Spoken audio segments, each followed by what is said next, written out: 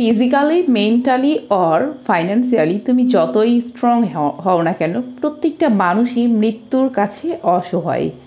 শিক্ষার্থী বন্ধুরা, আজকের ক্লাসে আমরা আলোচনা করতে চলেছি ফেলিক্স র্যান্ডাল একটি কবিতা বাই জি.এম. হপকিন্স। তো জেরাল্ড ম্যানলি হপকিন্সের লেখা একটা সনেট কবিতা, এটা আর কি সনেট। তোমরা জানো যে সনেট হয় কত 14 লাইনের, হ্যাঁ, এবং এটা একটা রিলিজিয়াস সনেট বলা যায়। তো খুব দারুণ একটা সনেট, চলো আমরা শুরু করি। ফেলিক্স র্যান্ডাল অ্যাকচুয়ালি কবিতারও নাম, এবং এখানে শুরু করা হয়েছে এই গল্পের বা এই কবিতার যিনি প্রোটাগনিস্ট, নায়ক, তার নাম অনুযায়ী। তাহলে ফেলিক্স র্যান্ডাল দাঁড়ালো একজন ব্যক্তির নাম, দ্য ফেরিওর, যিনি কি ছিলেন একজন ব্যক্তি যিনি কি করেন, ওই যে ঘোড়ার পায়ের নিচে যে লোহা দিয়ে একটা পাত তৈরি করে না, লাইক স্যান্ডেল, এমন জিনিসটা উনি বানাতেন। মানে কামার, যিনি যার কাজই ছিল যে ঘোড়ার পায়ের নিচের যে লোহার পাতটা সেইটা বানানো। তো এইখানে কিন্তু আমাদের পোয়েট ফেলিক্স র্যান্ডাল বলতে কোনো ডিরেক্ট কোনো চরিত্রকে নিয়ে আলোচনা করেন নাই, বরং ফেলিক্স র্যান্ডাল পুরো পৃথিবীর প্রত্যেকটা মানুষকে রিপ্রেজেন্ট করছেন। হ্যাঁ, এইভাবেই তিনি ওনাকে ধরে এখানে কবিতাটা লিখেছেন, যে এখানে কোনো একজন স্পেশাল ব্যক্তিকে কেন্দ্র করে যে লিখেছেন তা না।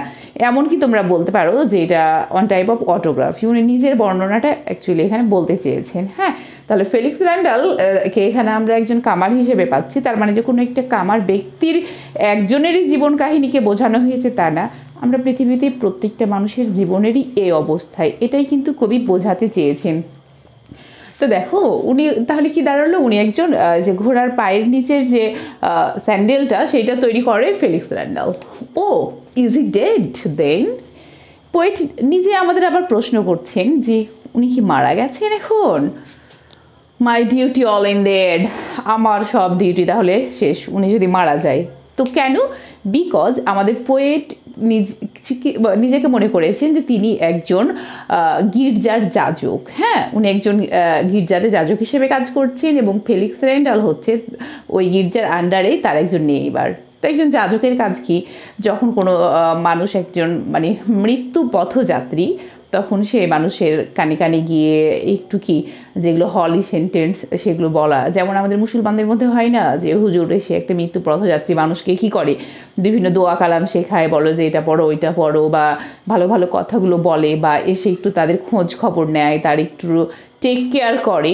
তো একজন চার্চের যে পুরোহিত, ওনারও কি এটাই যাজকের সেটাই কাজ। তো বলছে যে ফেলিক্স র্যান্ডাল মারা গেলে তাহলে কি হয়ে গেছে, আমার মানে কাজটা, আমার অ্যাক্টিভিটিটা, আমার ডিউটিটা ইন্ডেড, এটা তাহলে সমাপ্ত হয়েছে। হ্যাঁ, হু হ্যাভ ওয়াস্ট, কে দেখেছে হিজ মোল্ড অফ ম্যান, এখানে বলা হয়েছে যে ফেলিক্স র্যান্ডাল ছিল খুবই সুঠাম দেহের অধিকারী। দেখো বিগ বোন্ড, বুঝতে পারছো একদম কেমন বড় যে শরীরের হাড়, অ্যান্ড হার্ডি হ্যান্ডসাম, মানে তার এক কথায় উনি বডিলি কতটা স্ট্রং ছিলেন এই জিনিসটাই বোঝাতে চেয়েছেন, যে এই লোকটা বডিলি লম্বা চওড়া, মানে খুব ফিজিক্যালি স্ট্রং ছিলেন। দেন বলছে পিনিং, মানে ক্ষীয় হয়ে যাচ্ছে আস্তে আস্তে সে, টিল টাইম, যতই সময় যাচ্ছে সে আস্তে আস্তে তার অবস্থা ক্ষয়ে যাচ্ছে। when reason rambled in it and some, দেখো পরের লাইনটা পড়লে ভালো বুঝতে পারবা, যে fatal 4 disorders, এখানে বলছি যে 4 ধরনের অসুখ তার শরীরে বাসা বেঁধেছে, যার কারণে সে কি হচ্ছে দিন দিন অলরেডি ক্ষয়ে যাচ্ছে।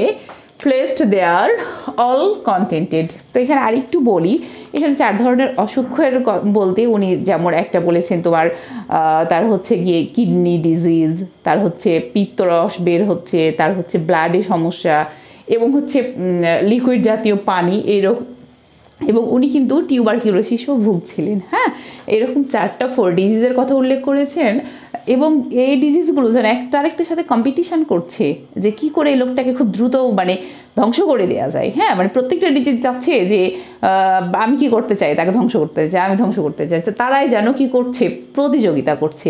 তো প্রথম স্টেঞ্জা বলো বা প্রথম 4 লাইনে তাহলে পোয়েট এখানে তার যে অসুখের ব্যাপারটা, এবং সে ফিজিক্যালি কতটা কি ছিল, স্ট্রং ছিল, সে আসলে মারা গেছে, কবির দায়িত্ব শেষ, এই কথাগুলোই বলতে চেয়েছেন। তো আমরা এবার পরের লাইনটা চলো দেখি।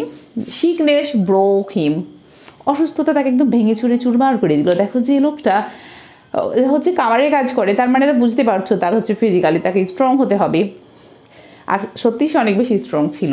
কী করলো, অসুখ তাকে একদম ভেঙে চুরমার করে দিচ্ছে। এতগুলো যদি অসুখ থাকে তার মধ্যে তাহলে কি হবে বুঝছো, ইম্প্যাশেন্ট। এবার এত অসুস্থতার কারণে সে অধৈর্য হয়ে গেছে, অধৈর্য হয়ে হি কার্সড অ্যাট ফার্স্ট, সে নিজেকে খুব অভিশাপ দিচ্ছে। এবং হচ্ছে গিয়ে অনেক সময় হয় না যে যখন একটা মানুষ অনেক বেশি তিক্তবিত্ত হয়ে যায়, সেটা অসুস্থতার কারণে হোক আর অন্য কোনো কারণেই হোক, তখন সে কী করে যে গডকে ব্লেম করতে থাকে যে এইসব আল্লাহরই দোষ, আল্লাহ কেন আমাকে এরকম করলো, বা যার যেভাবে যে যেটা গড মানে অনেক সময় গডকে ব্লেম করে। তো এই লোকটাও কী করছে, এবার গডকে ব্লেম করছে, নিজেকে অভিশাপ দিচ্ছে। বাট মেন্ডেড, কিন্তু এবার মেন্ডেড হলো, আস্তে আস্তে তার হৃদয়টা একটু গলিত হচ্ছে। কিভাবে, মানে কার্স থেকে সে মুক্তি পাচ্ছে। দেখো বিং অ্যানয়েন্টেড অ্যান্ড ওয়াল। এবার এবার হচ্ছে কি আমাদের পোয়েট জিএম হপকিন্স যেহেতু তার কানে কানে গিয়ে অনেকগুলো হলি সেন্টেন্স তাকে শুনিয়েছে, বুঝিয়েছে, তার ফলে কি হয়েছে, থ্র এ হেভেনলিয়ার হার্ট বিগান সাম, তার আস্তে আস্তে হৃদয়টা এবার ওই যে অভিশপ্ত থেকে ভেঙ্গে এখন সে কি হচ্ছে, তার মানে সে হচ্ছে গিয়ে বিধাতার প্রতি সন্তুষ্টি প্রকাশ করছে, বা তার হার্ট তার হৃদয়টা এবার হেভেনলিয়ার হচ্ছে, স্বর্গীয় হচ্ছে। দ্যাট মিন সে অভিশাপ থেকে মুক্ত হচ্ছে। কারণ হচ্ছে দেখা যায় আমরা দেখো না যে অনেক সময় মৃত্যু পথযাত্রীকে বেশি করে দোয়া কালাম পড়ানো হয়, তো তাকে যখন অনেক বেশি হচ্ছে ধর্মীয় চর্চার মধ্যে রাখা হচ্ছে, দোয়া কালামের মধ্যে রাখা হচ্ছে, তখন কি করছে, আস্তে আস্তে তার মনটাও যেন মানে অনেকটা শান্ত হচ্ছে, সে অভিশাপ দেওয়া বন্ধ করছে, ক্রিয়েটরকে গালিগালাজ করা বন্ধ করছে, এবং ধীরে ধীরে সেই ক্রিয়েটরের ফেভারের দিকে যাচ্ছে। হ্যাঁ, এবার দেখো months earlier since I had our sweet reprieve and ransom.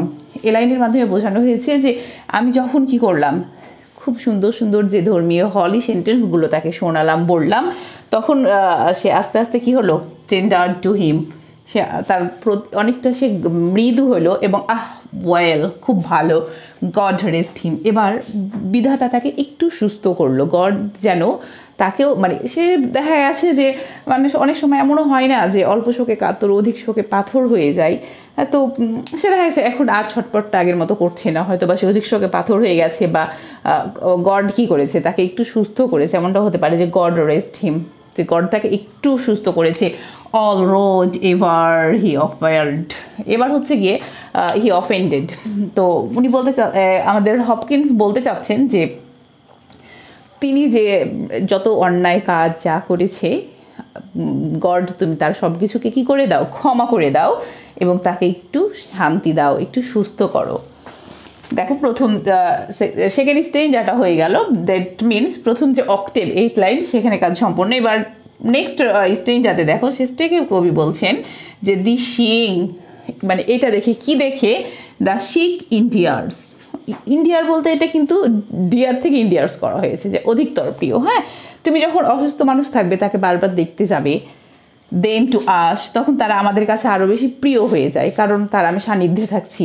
হ্যাঁ, আস টু ইট ইন্ডিয়ার্স, এবং তারাও আমার কাছে বেশি প্রিয় হয়ে যায়, আমিও তার কাছে বেশি প্রিয় হয়ে যায়। তোমরা দেখো না যে নর্মালি আত্মীয় স্বজন পাড়াপড়শি যখন অসুস্থ থাকে তখন অসুস্থ মানুষের খোঁজ খবর নিয়ে আমরা বেশি তাকে দেখতে যাই, এর মাধ্যমে তার সাথে আমার একটা ভালো কানেকশন, এবং আমার সাথে তার একটা ভালো কানেকশন কি হয়, তৈরি হয়, অনেক বেশি আরও বেশি প্রিয় হয়ে ওঠে। তো আমাদের পোয়েটও কি হচ্ছেন, হচ্ছে গিয়ে এই যে শিখ এই কি জানো তোমার র্যান্ডালের প্রতি আস্তে আস্তে আরও বেশি অধিকতর প্রিয় হয়ে যাচ্ছেন, কারণ তারা এখন বেশি কাছাকাছি থাকছেন। My tongue had taught the comfort, এবং আমার টাং বলতে তো জিওভা, যে তাকে কি করেছে, আমি যে কিছু কমফোর্ট জাতীয় শব্দ বা বাক্য তাকে এগুলো আমি শেখাতে পেরেছি, টাচ করতে পেরেছি। হ্যাড কুইন্সড দ্য টিয়ার্স, এবং সে যখন কান্না করেছে, তাকে দেখতে গেছি, সে অসুস্থতার যন্ত্রণা যখন কান্না করেছে, তার আমি চোখের পানিটা মুছে দিয়েছি, টাচ করেছি, স্পর্শ করেছি। দাই টিয়ার্স, তোমার সেই কান্নাটা, দ্যাট টাচড মাই হার্ট, এবং তার কান্নাটা যেন আমার হৃদয়ে ছুঁয়ে গেছে। তখন আমি কি করেছি, তাকে দেখেছি অ্যাজ এ চাইল্ড। দেখো এইরকম একটা বিগ বন্ড হার্ডি হ্যান্ডসাম টাইপের মানুষ এবার অসহায় একজন শিশুর মতো, সে এখন কি হয়ে গেছে, একদম ঠিক তাকে একটা চাইল্ডের মতো মনে হচ্ছে। তখন তাকে আমি কি বলছি, ফেলিক্স, পোর ফেলিক্স র্যান্ডাল, মানে এখানে যে গরিব ফেলিক্স র্যান্ডাল বলা হচ্ছে তাই না, এখানে পোর বলতে অসহায় ফেলিক্স র্যান্ডাল, তুমি এখন as a child, as a poor. হ্যাঁ, কিচ্ছু করার নাই। তো দেখো দেন লাস্ট স্টেজ যাতে কবি কি বলছেন যে হাউ ফার, এটা কত মানে সময়ের ব্যাপার হলো, from then forethought of all thy more বয়েস্ট্রাস years. এই যে বয়েস্ট্রাস ইয়ার্স মানে তোমার যে দুর্দান্ত সময় গেছে, তোমার যে যৌবনকাল গেছে, এটা এমন কত বেশি দিন হলো বলো। when thou যখন at the random gleam forge powerful and amidst peers, তোমার না কি মানে পাওয়ারফুল অ্যামিডস ছিল, তোমার মাঝে যে পরিমাণ শক্তি ছিল, এগুলোর অবস্থান এখন কোথায়।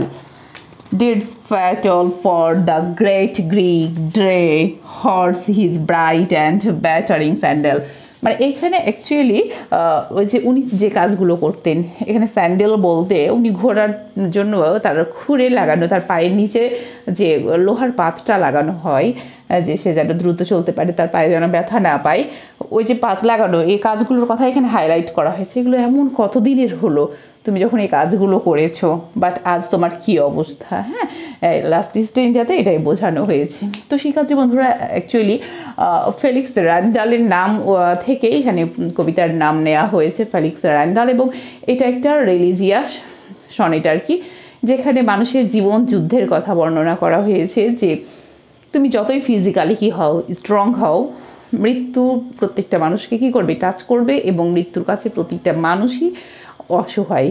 তো আশা করি তোমরা ক্লাসটি বুঝতে পেরেছো। কেমন লাগলো কমেন্ট সেকশানে জানতে ভুলবে না। আজ এ পর্যন্ত, সবাই অনেক ভালো থাকবে। আল্লাহ হাফিজ।